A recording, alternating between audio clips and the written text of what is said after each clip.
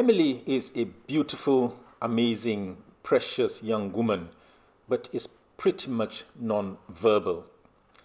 Her mother, Valarie Gilpeer, said if I asked her a question, she would give me a yes or no answer, but she'd be unable to elaborate, to express verbally her pleasure or displeasure, or open a line of dialogue with us or anyone else.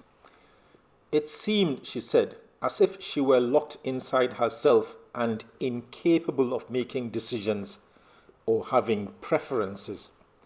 She also said Emily appeared to live in an isolated space to which we had repeatedly tried to gain access and failed. She was alone in there. Unlike when she was a child and easily managed, her mother said as an adult, Emily commanded space. Her voice was loud and powerful, her physical presence imposing. Valarie Gilpeer was narrating Emily's story in the illness memoir titled, I Have Been Buried Under Years of Dust. Hello, I'm Ibrahim Imam and welcome to this episode of the Neurology Lounge podcast, where we will be examining the curious phenomenon of autism. Gilpeer was already 40 years old when she gave birth to Emily. Emily's early development was unremarkable apart from demonstrating some unusual behavioral traits such as non-eye contact, concentrated visual engagement, dislike of being touched, and intolerance of being left by her mother for any amount of time. As she grew older, Emily fell way behind in expressing herself with language. She screamed a lot, refused to engage in social activities, and walked on her toes. More worryingly, Emily may also carry out self-injurious acts like hitting her head or biting her nail, or aggressive actions on others such as grabbing, pinching, and scratching. Aggressive behavior in autism, however, manifests in more ways than Emily exhibited. One such curious aggressive behavior was highlighted by Christina Adams in her book titled A Real Boy. There, Adams narrated her experience of bringing up her son, Jonah, who had autism. And very early on, he manifested a tendency to bite viciously. Referring to this facetiously as domestic violence, she said this habit emerged when Jonah was just 10 weeks old, and that as he grew older, his biting became stronger and more frequent. She said, as Jonah headed for his second birthday, his biting grew in intensity. From just biting her, he progressed to biting other children, even sinking his teeth into the tender backs of their necks like a small, happy vampire. And from his biting being just a small, exotic habit, she wrote that it advanced to become disturbing and unavoidable, like a peacock screeching in the front yard. Jonah also manifested other forms of violent behavior, such as when he began forcefully hitting her face, often between her eyes, such that she said, when I wore glasses, the hit would smash them into my nose or to the floor. Emily demonstrated other typical autistic behaviors as demonstrated by stimming.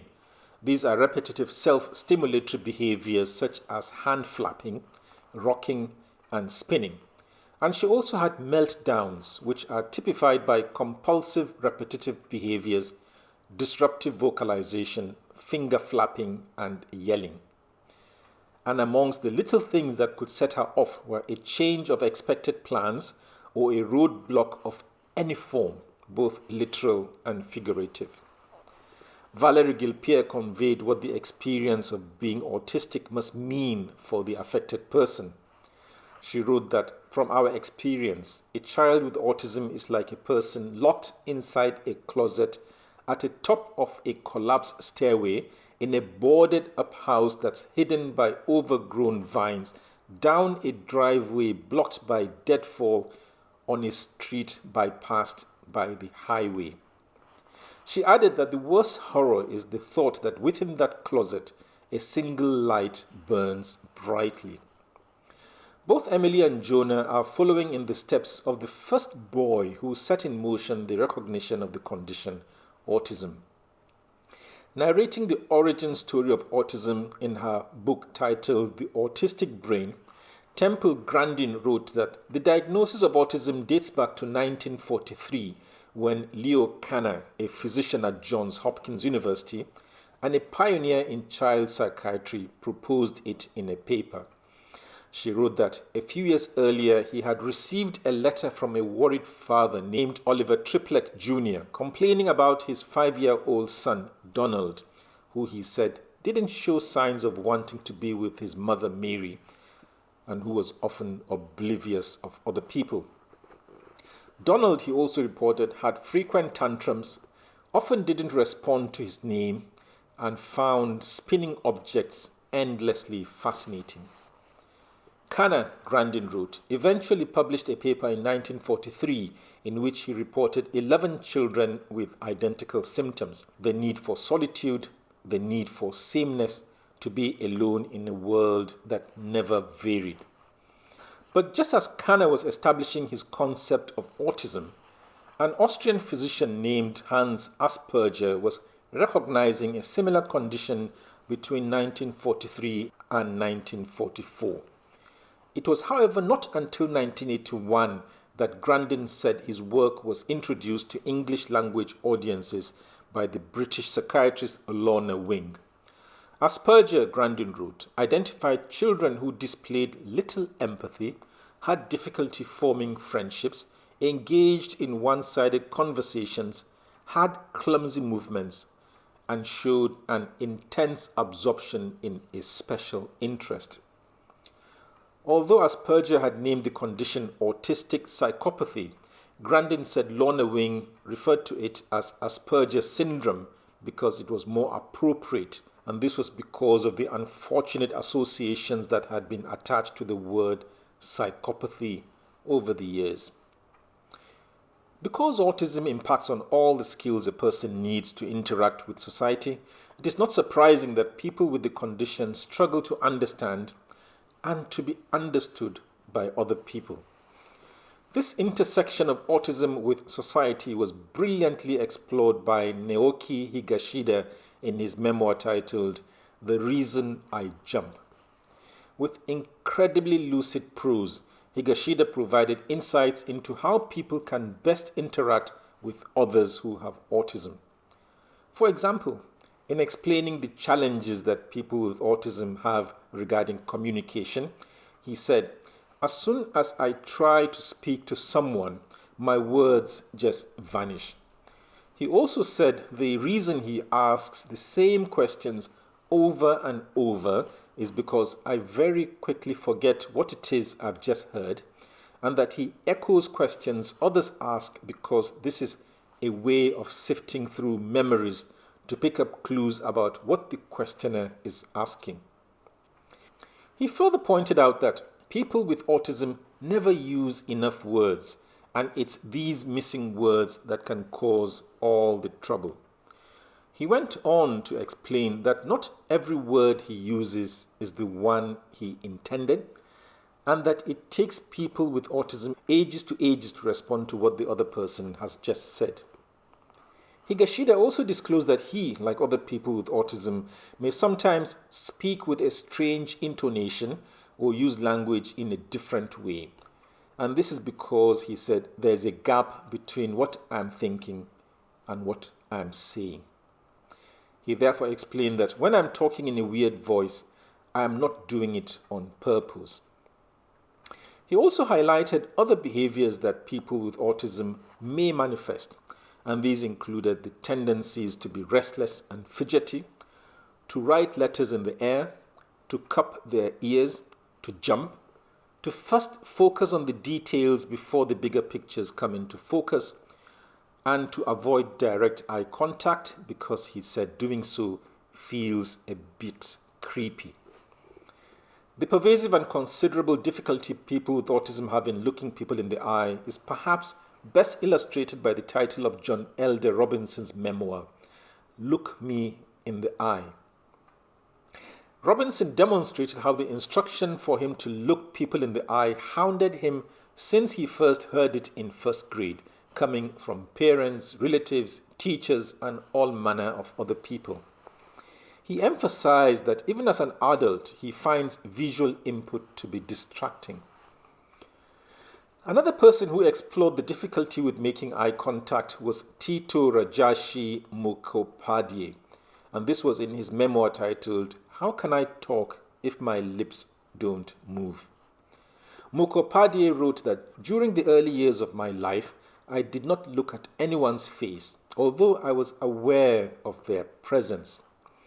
He explained that I did not look at any face because I could not.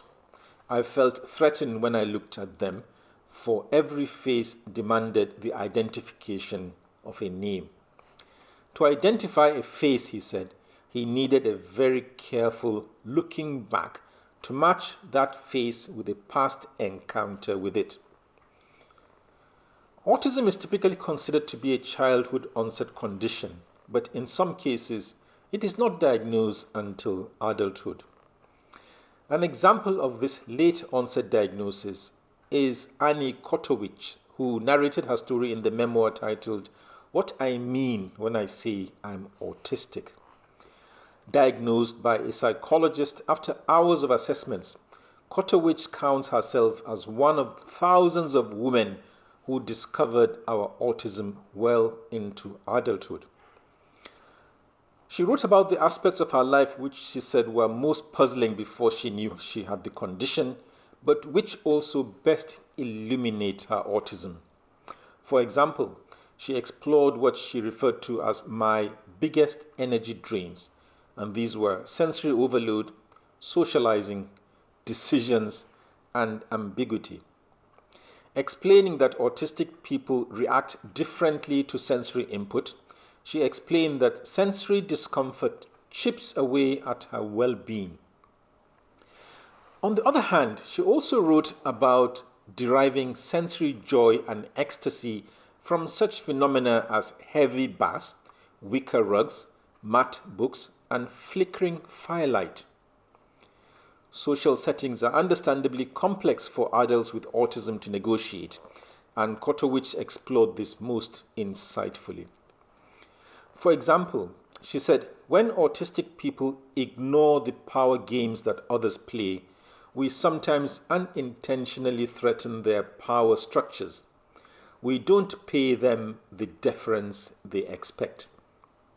She added that I'm often too socially oblivious to figure out who has power or what they want from me, saying that in my ignorance, I sometimes make offhanded comments that invert the hierarchy or at least equalize it. She further explained that such actions as correcting errors, making suggestions, and offering help can threaten the status of people who consider that such acts shine a light on their flaws.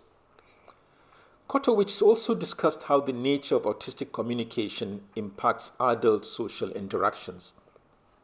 For example, she wrote that adults with autism tend to interpret statements literally, sometimes missing the additional layers of meaning tucked into sarcasm or body language. To avoid misunderstandings, she said people with autism often try to make their own speech as clear and direct as possible. She also referred to a tendency to notice spoken language more than body language and tone, and her preference for written over verbal communication. Kotowicz did not manifest the extreme traits of autism, the symptoms tending to be less striking in her case. For example, although she could make eye contact, she said this was only possible if she gave it full concentration. And even as she could communicate verbally, she said this was only possible because she put extraordinary effort into processing and analyzing words, and often missing the hidden meanings in gestures and tone. Another person who has written in detail about his late diagnosis of autism is Pete Wharmby. Writing in his memoir titled Untypical, Wharmby said, I had lived 34 years believing I was neurotypical, like everyone else. Wharmby explored some of his autistic traits and concluded that the world as it currently exists is not well set up for autistic people. He illustrated this by referring to how all of the sensory pressure, the difficulty with planning, the endless problems communicating with other fellow human beings, all these contribute to the feeling that the world is hostile and unpleasant. Sadly, he added, that's only the beginning, for it's the irrationalities of the world, the peculiar behaviors, attitudes, hatreds, and prejudices that can really make us feel unwelcome visitors to a strange world. Wharmby also highlighted the challenges he faces in terms of the fatigue of maintaining conversation and the awful, wrenching intimacy of even feigned eye contact. Exploring this further, Wharmby wrote of how the difficulty in maintaining eye contact leads people with autism to become regularly labeled as rude, evasive, or untrustworthy. To avoid these downsides, Wharmby said people with autism engage in the practice of camouflaging or masking. He defined this as an energy-draining, majority-pleasing, difficult act of forcing oneself to make eye contact. He added that masking is something that almost all autistic people will learn to do at some point in their life, and that it has caused autistic people the most problems. He also discussed other adult autistic challenges, and these included an inability to manage finances, and this is exacerbated by an inability to gain secure employment, something he attributed to a deficit in executive function. He went further to say, even if we do manage to hold down a job and stay in our home, we are still going to live in the physical manifestation of our disorganization and stress. Therefore, he said, recurrent life tasks like maintaining that home and, much more importantly, maintaining our health can be beyond many of us. The examples of both Kotowicz and Wharmby highlight the difficulty in making an early diagnosis of autism in many adults. The difficulty is illustrated graphically in the case of Charlotte Amelia Poe, as narrated in her memoir titled How to Be Autistic. Poe was not diagnosed with autism until she was 21 years old, and she said all the while before then she was variously treated for anxiety, for depression, and even for psychosis. Another strong theme that emerged in Gilpeer's narrative about Emily is the stigma that is associated with autism. For example, she wrote that as the parent of a child with special needs, one of the hardest things I've ever had to endure is just how mean people can be. And even as Emily became the butt of jokes, ostracized and mocked, Gilpeer also observed that there were instances of surprising kindnesses and spontaneous generosity. We now come to the management of autism, a theme that centers on behavioral and communication interventions. And one intervention that seems to make an impact is alternative and augmentative communication, the short of which is AAC. Gilpeer said AAC was the umbrella term that encompasses many types of communication, including pointing at pictures, letters, or objects, or using sign language. And the type of AAC that helped her daughter Emily is called facilitated communication, or FC. Gilpeer referred to this as a form of AAC in which people express themselves by typing on a keyboard. Emily had a breakthrough after 6 months of facilitated communication. This was when she suddenly started typing out her thoughts at the age of 25 years. Gilpeer wrote that to watch Emily type was mesmerizing, words and thoughts appearing where before there had been none, words and sentences appearing with such insight and knowledge. Remarking that it was hard to believe an actual conversation was taking place, she noted that Emily displayed remarkable grammar, vocabulary, and spelling. A less formal way to encourage speech was evident in Mukhopadhyay's case. He wrote that his mother had a strange belief then that if she talked continuously to him, he would begin to talk. Therefore, he said, she followed me around with her voice and with her belief, like a faithful believer following some faith. He said, Mother followed me around with her voice, explaining every detail of my actions and defining my surroundings. I memorized her words because of the repetition. It was his mother's habit that he credited for his language ability that eventually emerged. He said, before I was even 5 years old, I could define the words gravity, force, and acceleration because mother defined them to me with dedicated constancy. Another recommendation made by the autism advocate Temple Grandin in her book Thinking in Pictures is not to discourage the narrow interest of people with autism. She explained that many children with autism become fixated on various subjects and that some teachers make the mistake of trying to stamp out the fixation. Instead, she advised, teachers should broaden the interest and channel it into constructive activities. For example, she said, if a child becomes infatuated with boats, then use boats to motivate him to read and do math. Read books about boats and do arithmetic problems on calculating boat speed. And regarding the management of adult autism, Kotowicz offered many suggestions on how society can support people with autism. These included allowing stimming or self-stimulating behaviors, creating calm spaces, encouraging interest, forgiving awkwardness, and explaining everything in detail without skipping information that you assume is common knowledge. And she also said reasons for any recommendations should be clearly stated. She also advised people with autism to tell their employers or work colleagues that they notice details, they perform best without interruptions, they take instructions literally, and they like to know what's expected of them. They also get confused when rules are ignored. We will now turn our attention to a feature that is widely known to be associated with autism, and this is the servant syndrome.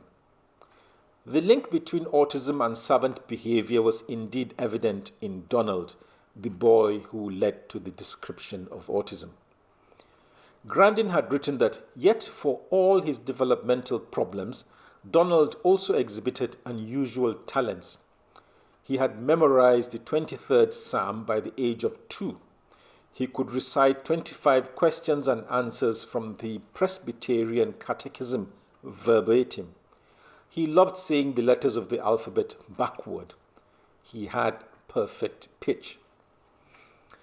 But the physician who, perhaps more than any other person, has been associated with the servant syndrome is Darrell Trefort, and he exhaustively reviewed the subject in his book titled Islands of Genius. Amongst the incredible skills that constitute servant syndrome, Trefort highlighted prodigious memory, mathematical genius, lightning calculation, calendar calculation, and proficiency in art and music.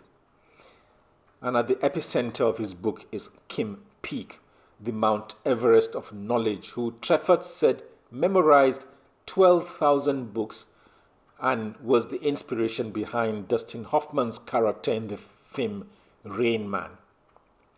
Peek was, however, considered to be learning disabled by doctors when he was just 9 months old. But by the age of 18 months, Trefort said Peek was able to memorize all the books read to him just with a single reading.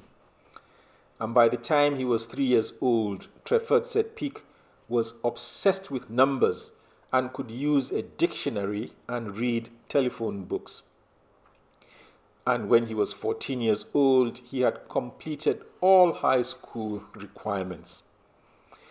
Illustrating his remarkable savant prowess, Trefort said Peake would read a page in 8 to 10 seconds and then instantly commit that page and all that followed to his seemingly inexhaustible memory. Peake was also able to read 2 pages of a paperback simultaneously, one page with the right eye and the other with the left, and he could read a page turned sideways or upside down. Paradoxically, Peake struggled to walk and he had very poor hand-eye coordination. And even as an adult, Trefort said Peake needed assistance from his father to bathe, dress, button his shirts, brush his teeth, and comb his hair. Trefort also illustrated the other savant skills with countless examples, and these included the eidetic artist Stephen Wiltshire, the calendar calculator twins George and Charles Finn, and the visual thinker Temple Grandin herself. Although autism is the condition most associated with savant syndrome, accounting for half the cases, Trefort stressed that there are other causes such as stroke, frontotemporal dementia, lightning strikes, and head injury. In most of these cases, the insult involved the left brain hemisphere, and the insult presumably led to the release or facilitation of the skills inherent in the right hemisphere, released as it were from the tyranny of the dominant left hemisphere. Trefort theorizes that following such insults, the right hemisphere undergoes a rewiring process that recruits or releases dormant brain capacity. This reasoning is why Trefort believes that we all possess a latent savant capability inherited as a genetic memory, and that this is what enables savants to recall things they never learned before. He illustrated this genetic knowledge with the cases of sculptor Alonzo Clemons, who he said has never had an art lesson, yet instinctively has access to the rules of art which enabled him to sculpture 3-dimensional animals from only a brief glimpse of a 2-dimensional photo. And he also used the example of Leslie Lemke, who has never had a music lesson in his life and cannot read music because he is blind. But innately he knows the rules of music, which he uses so adroitly in playing and composing. To explore autism further, I will be speaking to Steve Silberman, author of Neurotribes, in the next podcast. Thank you very much for listening or watching this podcast in which we explored autism. If you found it enlightening or even entertaining, why not subscribe to NeuroChecklist, my online database, for further information about autism? And you may also consider my book, Surfing the Brain, for light touch neurological topics. And to make sure you do not miss the next episode of the podcast, why not subscribe to the iTunes, YouTube, or Spotify channels? Thank you very much, and do join me in the next podcast.